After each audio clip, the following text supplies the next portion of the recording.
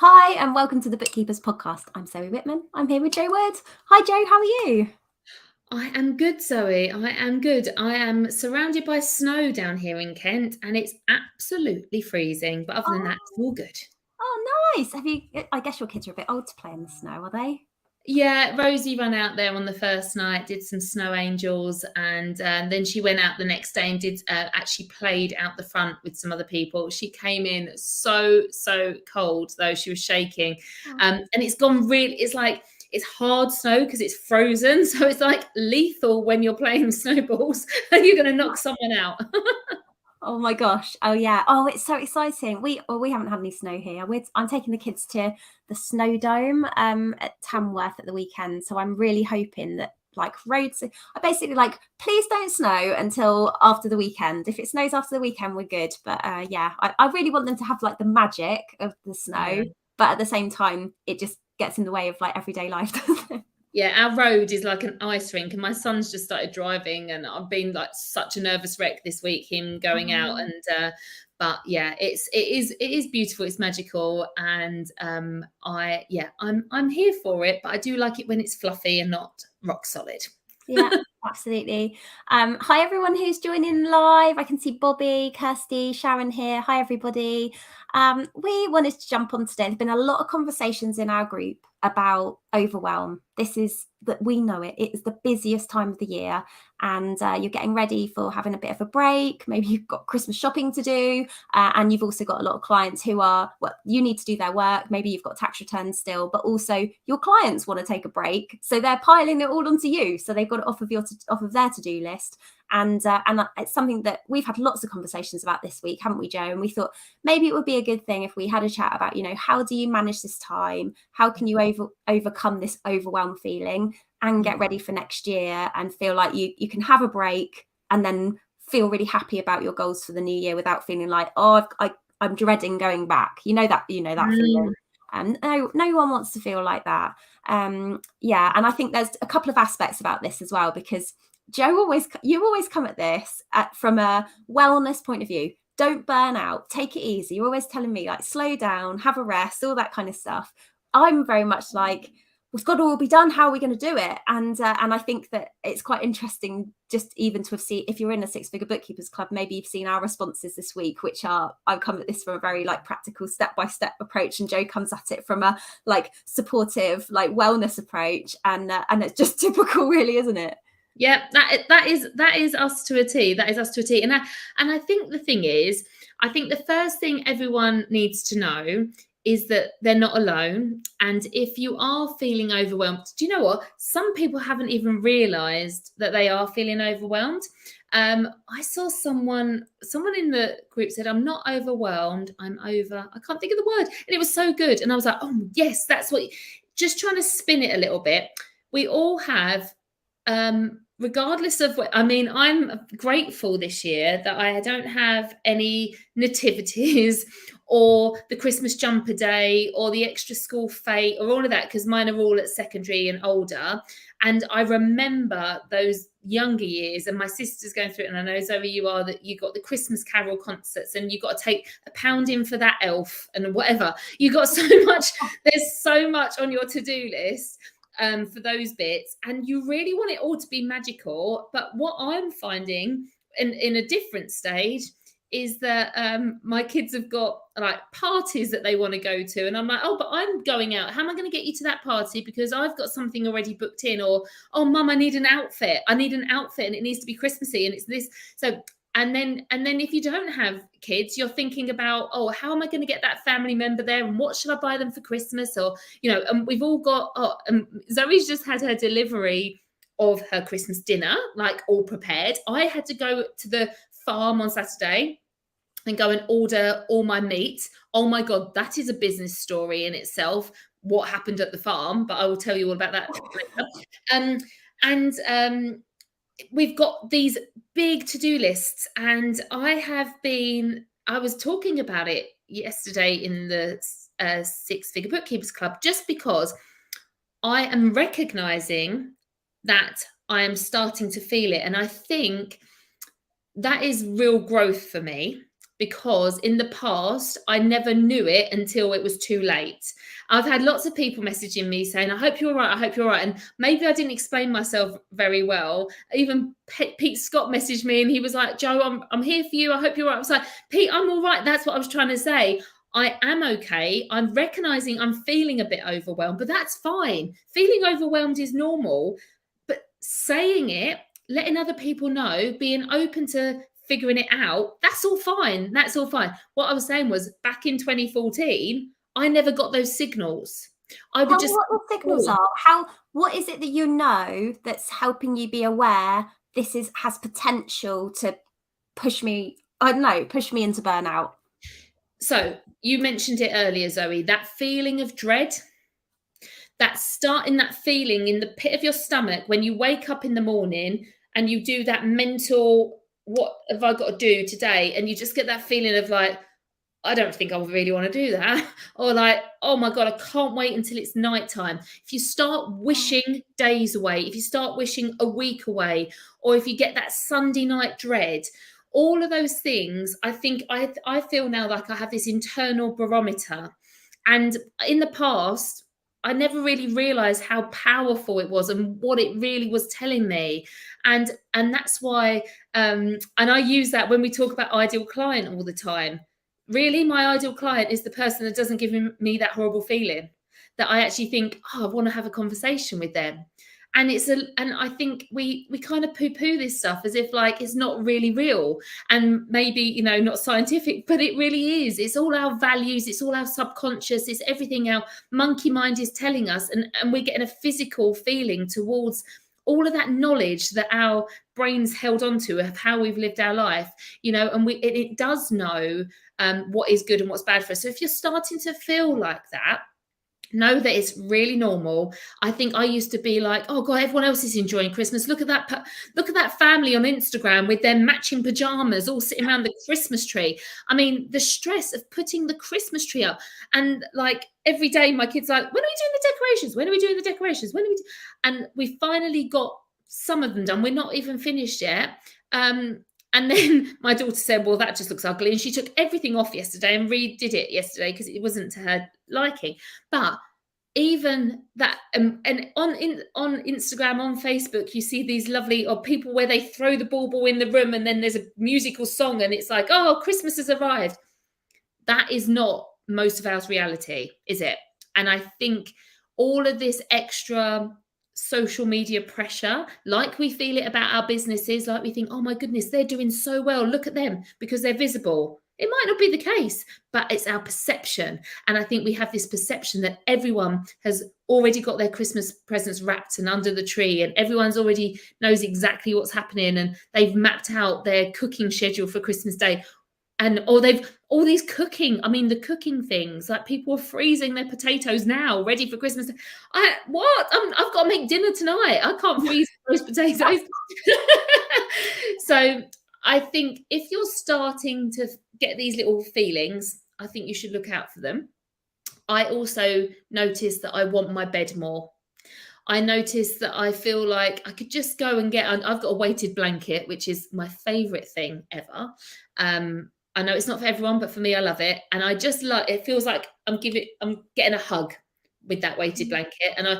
But I notice, and it's the nights are drawing in, of course. It was a great conversation that I had yesterday. I actually found out, and Ben, I think his name is, said about vitamin D, making sure that we're taking vitamin D, because obviously our vitamin D depletes in the darker months.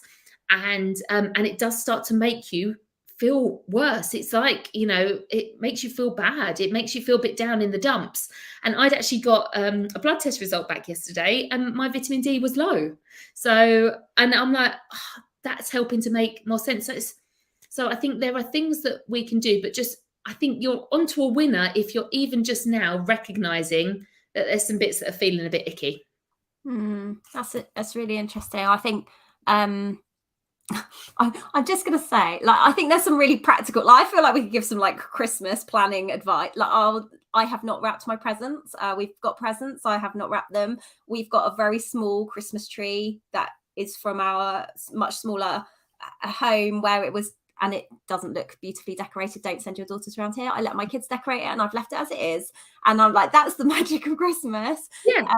And we've ordered Christmas dinner so that I just have to put it in the oven, and it tells you when to put it in the oven, because I don't have time. As much as I love to think that we will have this amazing Christmas and it'll be all beautifully decorated, and that's for another time. That's not for now. Like that, you've just got to do like the thing that will get us through it, really, and so we can enjoy it without being stressed about it.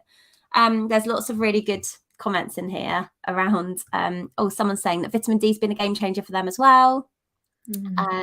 Tori said that her decorations are not up. They're not up, and that's okay. Like, just do what you need to do. And Kath's saying, like, the school staff is doing my head in. Apps. Oh my gosh, every day the children need to go with a different outfit, or we had to make my daughter was a servant in the Christmas play, and what on earth does a servant play like wear? And then I had to get my mother-in-law to make an outfit. So it's can I just say, Zoe, last night you were sharing, I'm so glad I don't have this elf on the shelf. Oh my God, who invented that extra stress bomb for December for parents? I feel so sorry for you. It was cool and I loved watching what you did. But to have that extra stress every single day of December or until Christmas. It's too much, isn't it? So Jo, if you're feeling like that, like I've definitely felt those feelings, absolutely dreading getting back, like what is going to have happened in the time between me like turning down, particularly in like corporate past, what will have happened by the time I get back to my desk in 10 days time. How do you, because obviously like there's still stuff that you have to do. So if you're feeling tired, you're feeling that horrible feeling of, I don't know, just don't want to hear from that client or those kind of things. How do you manage that realistically? Okay, so I shared in the group yesterday, but it was in my post. So if you haven't seen it, this really, really helps me for like how I think we need to deal with now before we can deal with the future. Okay, so and Shirley Mansfield told me this. So she said you can either get Post-it notes or scrap paper and tear them up and make them into little bits. So you've either got individual Post-it notes or little scrap bits of paper. And then just do a mind dump, a brain dump of everything that you've got on your to-do list. I've written things for the dog. I've written things for the neighbour on my to-do list. I've like all these little bits that are just in my head that need to be done. They might only not need to be done this week, but they're in my head that need to be done. And so you do that. You just sit there with a cup of tea and write until you run out. And that feeling when everything's out of your head, you literally can physically go, okay. So that's stage one. Then you look at the bits of paper and you group them into kind of areas. So maybe it's children, maybe it's health, maybe it's business, maybe it's different areas in the business. Maybe it's marketing and client work. Literally everything in your head. Maybe you've got a section for the dog. Maybe you've got a section like if you're caring for someone, maybe they've got their own section, whatever it is, and put them into that. So then you end up with multiple mini basically to-do list. Now you can choose them to sit and have a little think about really like where are the priorities and things. But what I love is that you can, Shirley actually gets little bits of blue tag and puts them on the wall, right? And has them in there. And when they're done, you can peel them off and throw them away. And you can physically see it getting smaller. And I like the idea of that with posting us whatever physically, but you might be different and want to write it out. I don't like crossing things out. Something my mum told me, like, don't ever put a cross or cross through anything. Just always tick. It's a more positive thing. So I never cross anything out. Okay. I always tick everything off because it's more positive. But taking something off and throwing it away, you're seeing kind of that go down. So I think it's really important to get to that point where you know where you're at right now, because if you start trying to plan forward, you can't. Okay, so then when you've got that look there, you can have a look and think, okay, well, what am I going to achieve and get done this week? What can be maybe moved into that? So maybe you'll split them out into this will happen this week, that will happen next week. Okay, then I think when it comes to business, it's all about communication. Okay, so it's all about thinking to yourself, who needs to know my plans for breaking up? Firstly, have you decided what? I spoke to my sister yesterday and I said, what days are you having off for Christmas? And she was like, oh, I haven't looked at my diary. So I was like, you need to go and find that out. Everybody needs to know, because firstly, you need to know what you're deciding to do. And this is, again, you're a business owner, you get to choose what time you're having off. So look at your diary. What time are you going to be having off? Where it's going to be computer shut, no phone. You might have some days in between where you might have half a day of doing some work, but you need to map out the days you're not going to be, like Christmas Day. I'm hoping everybody will not be doing any client work. Like, really map out those days. And then maybe you'll have some days where so I've got days where there's no client meetings, and my clients are not going to be booked in until after the 9th. But I might have some days where I decide to do some work because I choose to, and that will look very different than, like, I'm not returning back to work. So then when you've worked that out, then you need to be sending out emails. If you've got a team, suppliers, like subcontractors, everyone needs to know what your working plans are.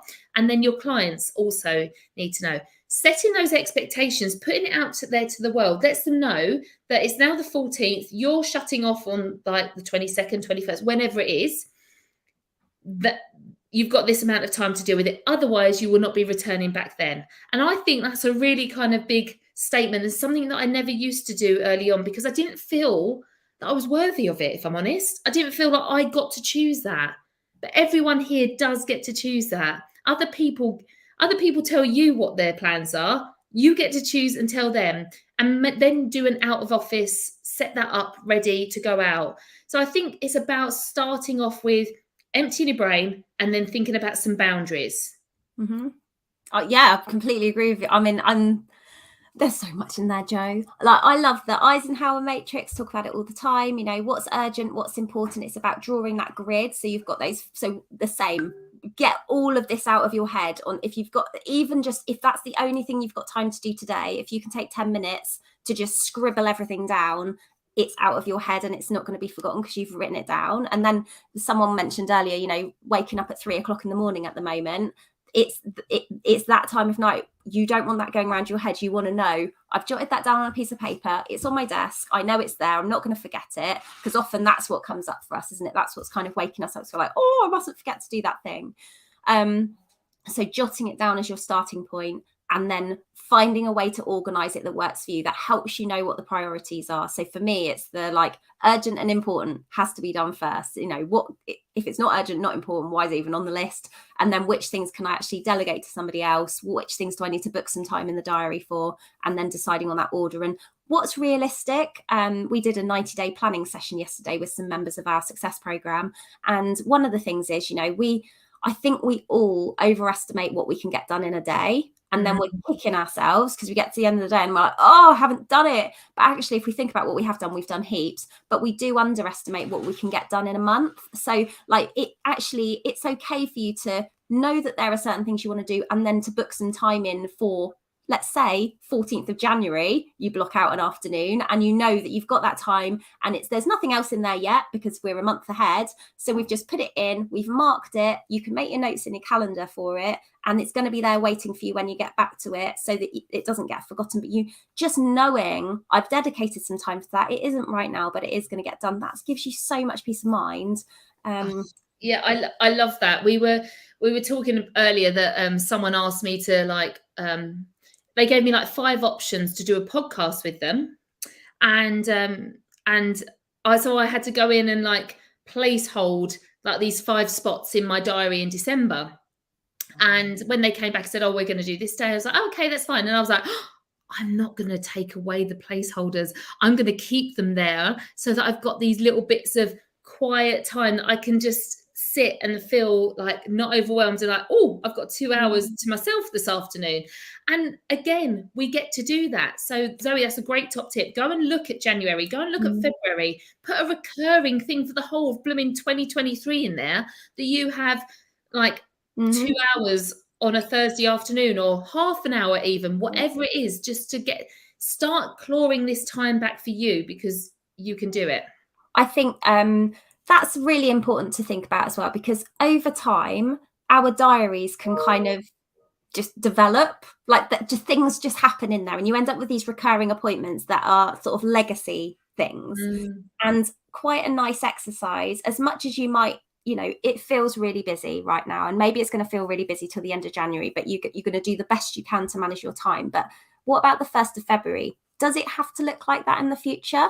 Could you actually like make a note of what those things are and then decline everything and start from the ground up and redesign? I talk to a lot of people who are like, I want to remove myself from my business, or I only want to work in my business 2 days a week. Okay, you can, but the problem is if you always got a meeting on a Monday and a Thursday and something on a Friday, and so it's really hard to do that. But if you want to design your business like that, you can. It's just making that conscious decision ahead of time and actually giving people that like 2-month runway that it's going to happen is something that you can communicate around and that they can work with. So saying, look, I'm going to be declining everything. I just want to like reshape my diary for the future, and then putting in a whole day, which is for you to work on the business, or like you were saying about those 2-hour time blocks, like just saying I never do any like of this kind of work on a Friday morning or something. That's going to help you to know and to plan. Like we've got people in the group who, I know, go to the gym, but they're doing it around the kids, so they need to do it during the working hours of the day. It's really hard to do that unless you've like committed that time ahead. So actually maybe you make that a thing for yourself in the new year. Maybe it starts in February. We can do that. It's okay. It's just like starting to think about like, how can I, because it's like there's a light at the end of the tunnel. Then yes, you're going to work hard for the next month or so, but there is a time in the future, and that can help us feel really positive about the future. Oh, it really can. It really can. I've spoken to a few. I mean, this isn't just us. This isn't just bookkeepers and accountants that have got January deadlines. This is everybody. So lots of my clients in the salon world are like really busy now. Obviously, everyone wants to get ready for Christmas. And actually, the beginning of December is quite quiet because no one wants to get their nails done yet because they'll be ruined by December. So they have this strange thing, and then they get mad busy. But then they know January's coming and it's going to really fall off the face of the earth. So they're panicking already about the lack of work in January. So, but everybody has all this other Christmas stress on, like this other seasonal stress that we all have. You know, if you think about what we've had, like with not only like the autumn budget, and then we've had Black Friday, there's stresses there because you're like, oh, should I buy that thing now? I need to buy something. Should I buy? You have all these, we get decision fatigue because we are literally deciding so many things in a day at the moment. There are extra things to do. So I think, again, whenever we're getting that icky feeling, it's because one of our values isn't being met. And it's really important to really think about what those values are. So for me, you know, family is my number one value. And whenever I start to feel a bit crap, it's because I'm not spending enough time, quality time, with either my kids or with my siblings or with my mum. I'm like, oh, I haven't done, and I get that guilt, and I just feel out of sync. So another thing that I am speaking to my clients about at the moment is time blocking, which we discuss a lot in the Success Lounge. But thinking about, you know, like Zoe said about from the 1st of February, okay, maybe January you can't do anything about it. Okay, that's fine. Maybe you can. If you can, you can bring it back. But the 1st of Feb, a lot of us will be able to be like, that'll be the start of our fresh new year. And think about in your perfect world, like if you did want to have just 2 days a week, what would your week look like? Where would your time be spent? Where's the family time? Where's time for you personally? Where would you do client meetings? When would you do client work? When would you have discovery calls? When would you do networking? When would you work on yourself? Maybe you're studying, or maybe you're doing the success program. Where would all these things slot in the perfect world? And just like sit there with, I like an Excel spreadsheet to create mine, but you can go onto Google and get like a 7-day calendar and just print it off, get some highlighters, and just kind of think like, what would it look like? And then think about, okay, how far off am I from now? Well, actually, if I didn't do that, I could move that there and do that and do this. And then try and build your calendar for February onwards to look a lot closer to what you're aiming for. Maybe you can't do 2 days. Maybe you've still got to do 4 days. But what around those days out of the working hours could you do to improve? Something I've done recently is set a really like dead boundary, really strong boundary around finishing at 5 o'clock and going to my kitchen to start dinner every evening, because usually the kids come back and they might not be hungry because they've like raided the cupboards and then gone to their bedrooms and they're like, oh, I'm not hungry for dinner yet. But for me, if I wait until 6, I start feeling a bit tired and I don't really want to like get round to doing it. And if I start at 5, I've got more energy, I cook a better nutritious meal, and I can take my time. It's not in a rush. And if we don't sit down till 6:30, it's fine. But it becomes a thing where I'm fulfilling that value, that family value. Even if I'm on my own, I'm preparing food for them to eat, which is the kind of, it must be like my love language or something, that I like to do that. And it fills me up. And I always have a better evening when I've cooked a nice meal for everyone. And then we've all sat around the table and had a chat. I'm then filled up for the day. But if I work past 5 and then I go to 6 and then I'm not so tired, then I think, oh, should we have like something out the freezer? Everything kind of goes off of kilter a bit for me, but that's my values. And I think it's about really thinking about what yours are. Oh yeah, love this. And also, like, that's part of that wellness thing. Like, you're getting away from the computer, you're spending some time on you and your family and those connections and relationships and nourishing yourself. So it's like, it's just such an important part of, and what you said about boundaries is something that, like, you mentioned earlier about deciding on that when you're taking time off over the holidays, and communicating that, and getting your out of office ready and things like that. We can start doing that. We can send, everyone can send an email out today to tell your clients when you're finishing and your connections and whoever's working with you in your business. You can also put something in your email signature to just remind people that that's what's happening. There are other things you can do. Like, if you're stressing about that, like, what, oh, everyone might want to talk to me. What you can do is say, if it's not urgent, if you're happy to book a meeting with me in the new year, you can give them a calendar link so that they can do that. And that can also be on your out of office. If you need an urgent chat, or, this is the best way to book some time in with me. So there are things you can do to feel like you're still giving, because that's one of the things. Like, we are here to support people and we want to do a great job and we want to be there and know that people know we're there for them. That's generally the sense I get from the whole community. And so if it helps you to feel like I am still there for them, just giving them that way to book time in is going to help that. So do those things now. Send an out of office, decide on your dates, put it in your autoresponder, pre-write your out of office for the holidays as well, so that when you actually are closed, even if you're checking on our VA got an email today, these are my dates I'm closed, but your inbox, I'll still be checking the inbox. So, like, we're likely to still get a notification or something. And if there was something, you might well check it, or you might want to reply. But it's up to you. You decide. Yeah. So true. It's something I hadn't even thought that we had done, actually, is that we have booked all of our clients' meetings for January. And what that's helped us do in our business is map and plan the work already for January. We know when things need to be done for. And because in January, we're at an end of a quarter as well. Obviously, lots of our clients have a March year end. And so the people that are having quarterly meetings means that their quarter ends in December. So January is really busy for meetings. And we've booked it all in. And what's been really nice is when I've had meetings this month, at the end, I'm like, well, you're all booked in for January. Have a very Merry Christmas. And it's been a nice kind of, they know that they're going to be looked after again, because everyone kind of when we have that slowly, remember, all of their brains are going to calm down a little bit over Christmas. And then they'll have that little kind of, oh my goodness, have I done that? Is my tax return due? Or, all those things. So make sure you've kind of settled as many people's brains and minds as possible, so that when they have their downtime, they don't come asking for things, but also setting those boundaries, letting them know when you will be back, and say you can send an email, but it's not going to be monitored, and then don't open them, or like be really strict with yourself, not to go and reply to people and things when you've said you're not working. Or like, I know, like, this, I'm always going to just bring the balance here, because I know there are some people who want to use things like scheduled replies, so that you write the email and you send it, but it doesn't get delivered until later, so you can choose the date it's delivered, stuff like that. You don't want to train your clients to know that you're there in the middle of the night, so if you can do things like that just to help yourself for the future, then, and it helps you to feel like, okay, I've done it. But your client isn't going to reply straight away.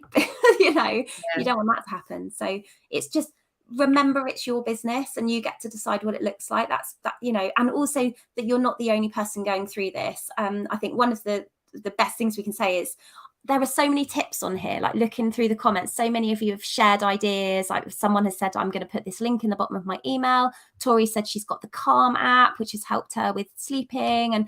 And Michelle said she's using Google Keep Notes, which are helping her for that brain dump. If you've got an idea like this, please share it in the Six Figure Bookkeepers Club, because I think that collectively, maybe what we'll do is we'll start a post and just say, if you watch this, please leave your comments, because it's just going to help everybody to have like some suggestions of ways to, manage this busy time, and also, any busy time in the future, just to know, that these ideas are there, because we can all help each other, and you'll all have ideas that we haven't even discussed today. I love that idea. I think that'd be really good. So I think we'll do a post that says something like top tips for overwhelm or stress here. And actually it can end up being a featured post that kind of gets put to the top, because what's really nice is that some people, like me, tearing up bits of paper or post-it notes, like, and then someone's got like the Google, I can't remember what it's called.